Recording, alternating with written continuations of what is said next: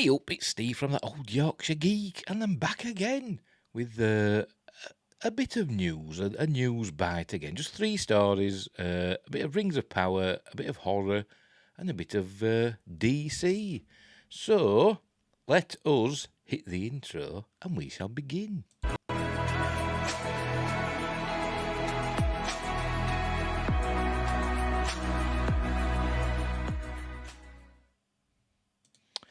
Right, I'm back. So, let's get the news up, shall we? There it is. Right, here we go. This is from The Guardian. As usual, all the links are in the description. Don't forget to like and subscribe and share the videos and what else? Hit the notification bell if you're on YouTube and follow me on my social medias. As the links for those are in the description as well. And I've just started uploading my videos to Anchor. It's anchor.fm, which also shares it on Spotify and Amazon Music and Google Podcasts. So all those different places you can either see my videos or listen to my dulcet tones in audio form. Right, so there we go, Rings of Power. This is from The Guardian. Now it's over, let's come out and say it. The Rings of Power was a stinker. And there's Morfydd Clark as Galadriel, or as she's affectionately known, Galadriel. Before we start, I've got to say, I didn't hate The Rings of Power, but I do, acknowledge that it wasn't very good. I'm kind of admitting to myself, it must be a bit of a guilty pleasure because, it isn't good. It's not House of the Dragon good, which is, excellent. And Morfydd Clark is sod all like Galadriel. I mean, Galadriel's supposed to be like 7 foot tall, isn't she? And this ethereal elfin being, and Morfydd Clark's Galadriel is just an angry young short woman. Anyway, right, so here we go. This is written by Stuart Heritage. Right, the world's most expensive show, which looked like an episode of Hollyoaks, which is a UK soap opera set in Cheshire, I do believe. It was a spin-off of Brookside, which was a British soap opera set in Liverpool. I'll start again. The world's most expensive show, which looked like an episode... I will begin again. The world's most expensive show... I should edit this out, but I'm not going to do. The world's most expensive show, which looked like an episode of Hollyoaks only with woeful acting, was so inept that every episode left you sniggering. When The Lord of the Rings of Power, debuted at the same time as House of the Dragon, much noise was made about which show attracted more eyeballs. According to Nielsen, it was a conclusive victory for Tolkien, with the Rings of Power viewers watching the first 2 episodes for 1.25 billion minutes, compared with House of the Dragon's 741 million. But over the weeks, something strange has happened. House of the Dragon has sucked up the spotlight, because it's good. It has attracted tweets, theories, memes, discussions, all on a rolling boil since the first episode. Meanwhile, if the Rings of Power has been seen anywhere, it was only in places paid for by Amazon. Ooh. There are billboards and adverts and special Amazon packing tape adorned with the show's logo, but in terms of spontaneous organic excitement, it has been a wilderness. Why? Well, now that the first season is finally over, there is one clear answer. The Lord of the Rings of Power, isn't very good. It quite often isn't anywhere near good. There are moments in almost every episode where I found myself sniggering into my sleeve at how inept it is. And all these misgivings were massively underlined by the finale. Friday's final episode promised to answer the question at the heart of the first season. Who is Sauron? Throughout the last few weeks, the show had been tying itself into all kinds of knots to get us to care about this. I don't know if the article spoils it, but preemptive spoiler warning, just in case it does. Tying in knots to get us to care about this, wheeling out a truckload of moustache-twirling figures with Sauron potential. Was it the evil orc everyone called Father? I think that's Adar, isn't it, they're talking about there? The man who fell from the sky, the stranger. Was it the evil woman who looked like Curtin from This Country? I have no idea who they're talking about there. Or was it the man who spent the entire season hanging out with Galadriel? Because I don't even know Curtin from This Country. There's a link there. I'm not gonna follow it. Let's have a look. I'm going to follow it and see what it is. Oh yes, I know them. I know who he means now. The Feminem. I believe the character was called the Dweller. Right, anyway.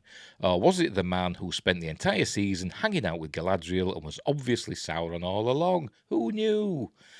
There's no point telling you the identity of Sauron. If you watched, you know who it is. If you didn't watch, you don't care. And if you like collecting decontextualized spoilers like strange little presents, then you will have Googled Rings of Power Who is Sauron 1 second after the episode finished airing and been assailed by thousands of online publications screaming out his identity for clicks. My point is this: good television cannot function on Who Shot Phil Mitchell. That's another British soap opera reference. EastEnders this time. Cliffhangers alone. Yes, that might be the destination, but the journey also has to be enjoyable as well. And in terms of both plot and presentation, the Rings of Power simply hasn't cut the mustard. The biggest issue, the one that has caused the bulk of the sniggering, was the acting. This is a show with a sprawling cast, blasted across a number of locations, and there is no consistency whatsoever. People don't seem to have been told what sort of show they are acting in. It's bizarre. It's a bit hit and miss, to be honest. At its best, largely thanks to the thrilling, urgent Morphy Clark, I disagree with you. I think Morphy Clark was the worst part of the series. Who clearly felt the sting of every word she spoke, The Rings of Power came off as a pretty good prestige drama. No, you're wrong there, Stuart. Mr. Heritage. She was the worst part of it, in my opinion. So our opinions differ on that. But at its worst, hoo boy, there was some Toast of London level acting on display, some sherry breath regional theatre matinee performances stinking up the place. I don't want to single out any individual actors, partly because it would be cruel, but mainly because I suspect it's the fault of the directors rather than the actors. I mean, it's the Harfoots really that are doing most of the poor acting, to be honest, in my opinion. Lenny Henry and all them. Because the elves and not too bad. They're just not acting very much like elves. The dwarves are probably the best part of it. They're more like, what we might see in Tolkien, what we might see in the Peter Jackson films, which, to be honest, is the benchmark, innit?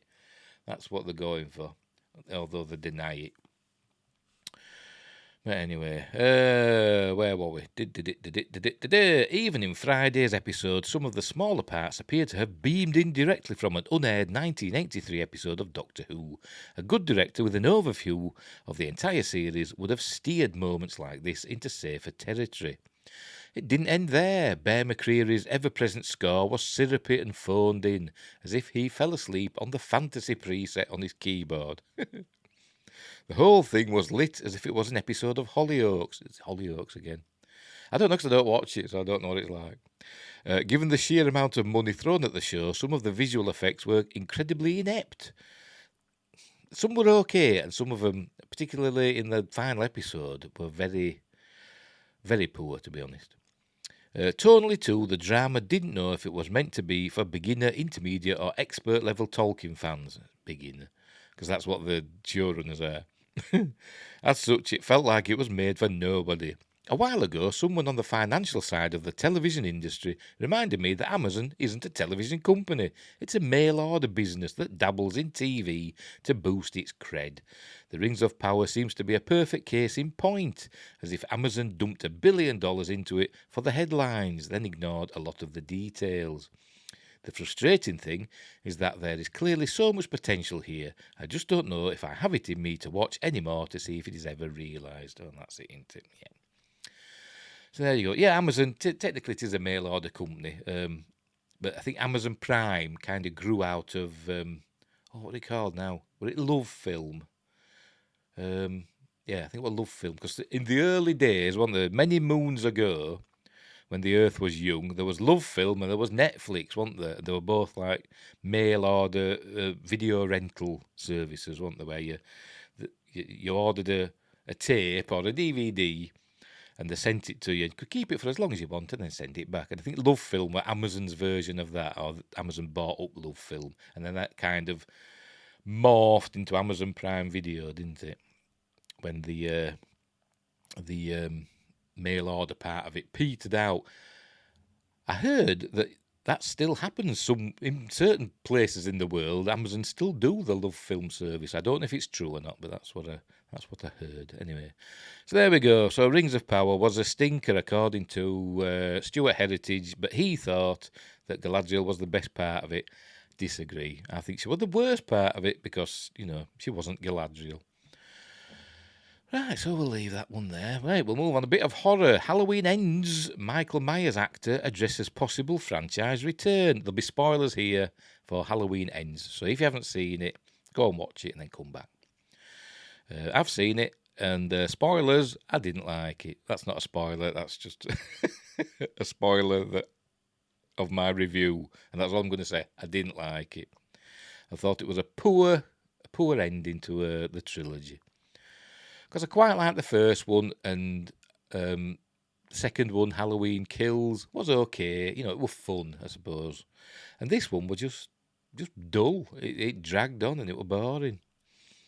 And that had some okay murders in it, but So what? Anyway, right. So here we go. Exclusive. Halloween Ends as Michael Myers actor James Jude Courtney addresses whether he intends to return to the franchise in the future. The following contains spoilers for Halloween Ends. You have been warned. Halloween Ends, Michael Myers actor addresses whether he will return to the franchise. 9 actors have taken on the role of Michael Myers over the course of the long-running Halloween franchise. For the last 3 films, the man behind the mask has mostly been James Jude Courtney, with original Myers actor Nick Castle stepping in for a brief cameo appearances. Given his imposing physical size and extensive stunt acting background, it's no surprise that Courtney made an effective Myers for H4O trilogy, is that what they're calling it, director David Gordon Green. And the actor indeed needed to call on every ounce of his stunt acting ability for the trilogy capping Halloween Ends, as Myers faced off with Jamie Lee Curtis's Laurie Strode one last time.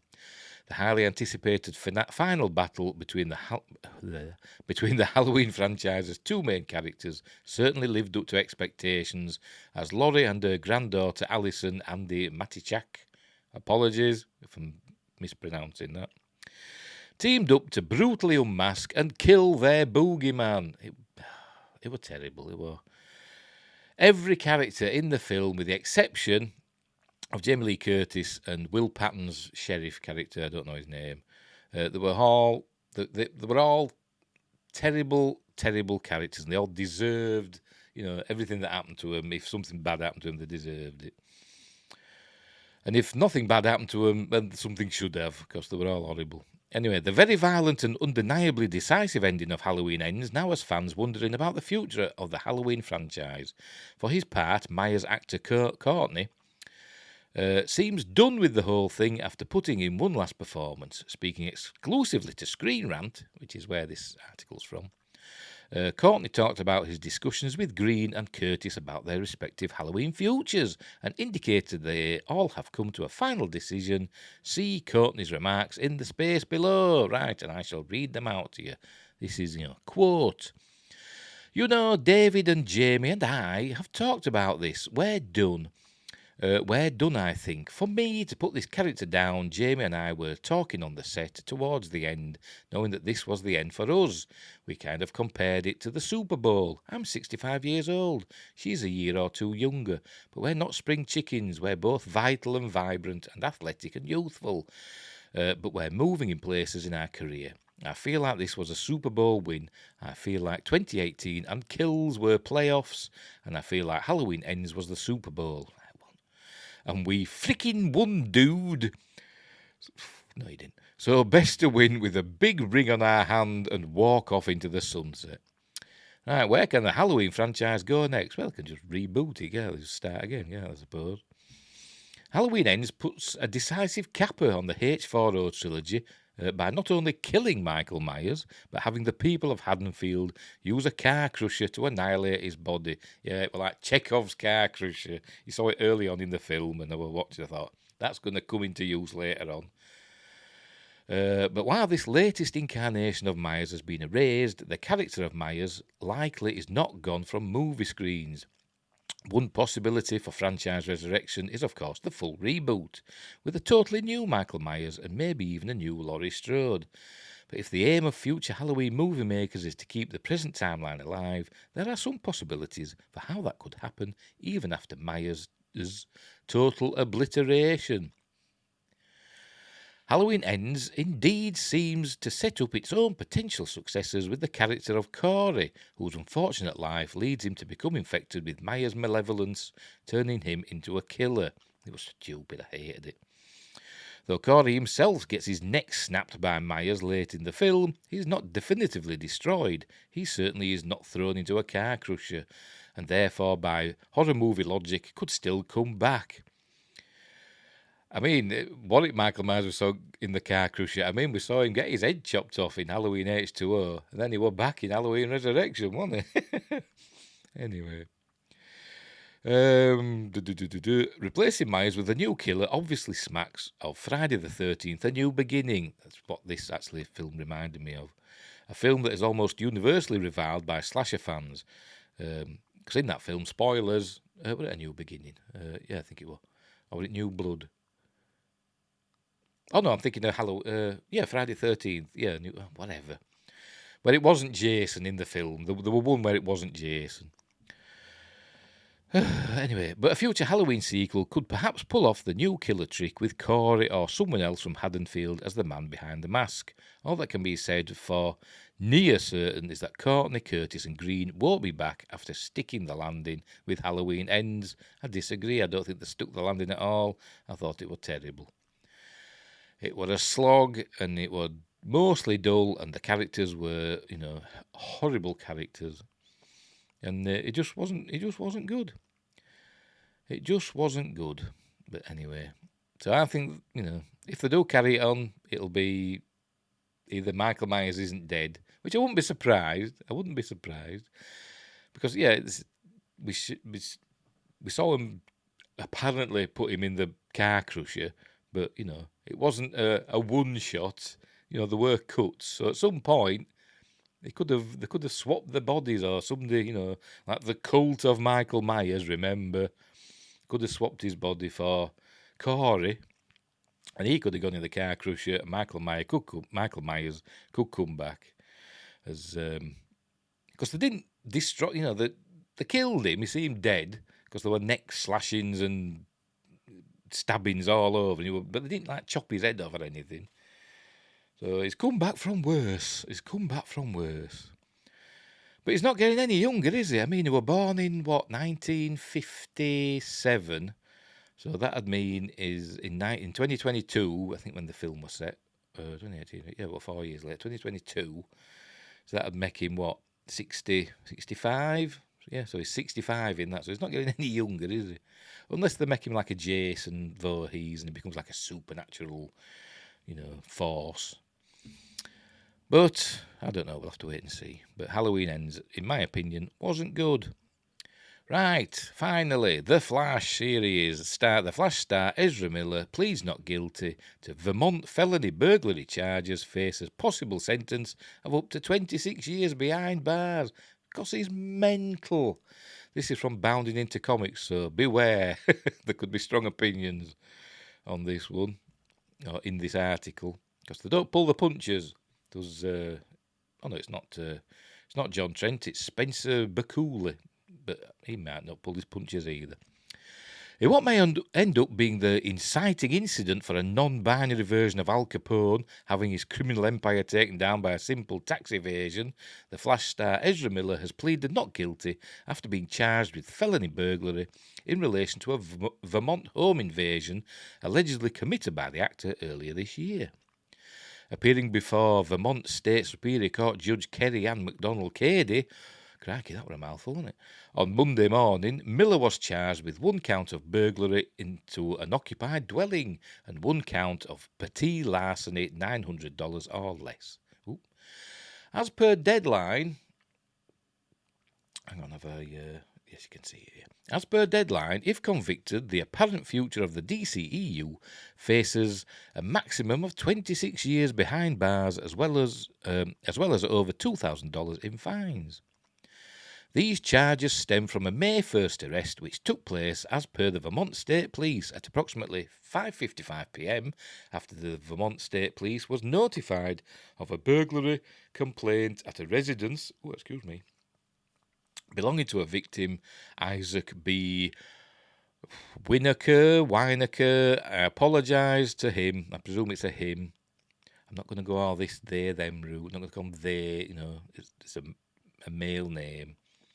Then again, so's Michael, innit? And that's don't get me started. On County Road in the town of Stamford, Vermont. The initial findings indicated that several bottles of alcohol were taken from within the residence while the homeowners were not present, the VSP added, Vermont State Police, added in an official agency press release. As a result of an investigation that included surveillance videos and statements, probable cause was found to charge Ezra M. Miller with the offence of felony burglary into an unoccupied dwelling. According to Deadline, Winker, I don't know, they've changed his name. That says Winokur. So what is it then? Isaac alleges that upon breaking into his home, Miller stole 3 bottles of hard alcohol, 1 each of gin, vodka and rum. This seemingly contradicts an earlier denial from a representative for Miller to Vanity Fair that rather than any sort of liquor, the actor was cooking with their mother, needed rice wine, and grabbed that and another bottle of wine from the home of a close childhood friend. Yeah, right. Mum, we're cooking, but we need some rice wine. Go to the shop and get some. No, I'll just break into somebody's house. As part of Miller's conditions for release from prison pending trial, the actor was ordered by Judge MacDonald Cady to explicitly avoid setting foot on the Wincor's property, as well as contacting or harassing either Wincor or another individual by the name of Aidan Early. Met with these terms, Miller's attorney Lisa B. Shellcrott confirmed to the judge, "We agree to those conditions." I do understand, Miller added. Meanwhile, despite the actor's ongoing supervillainesque crime spree, Warner Brothers Discovery is still banking on Miller and The Flash to help chip away a significant amount of its staggering roughly $50 billion debt. In service of helping the studio's Scarlet Speedster outing save face, in a brief statement provided exclusively to Variety on August 15th, the elusive actor responded to the numerous grooming accusations, arrests and other legal complications which they faced over the past year by explaining, "Having recently gone through a time of intense crisis, I now understand that I am suffering complex mental health issues and have begun ongoing treatment. I want to apologise to everyone that I have alarmed and upset with my past behaviour," the DCEU star added. "I am committed to doing the necessary work to get back to a healthy, safe and productive stage in my life. As of writing, the next scheduled hearing in the Vermont burglary case against the self-declared messianic lover of a Native American spider goddess is currently set for January 13th, 2023. If you want to read about that, there's a link." That's it. So, there you go. So, I don't think he'll go to prison. I think he'll get a slap on the wrist and a big fine and told to behave himself, and his film will come out and then they'll not use him again. That's what'll happen. I do believe. Right, so that's your lot for today. Let's leave it there. So, wherever you are in the universe, look after each other, and until next time, I'll say this.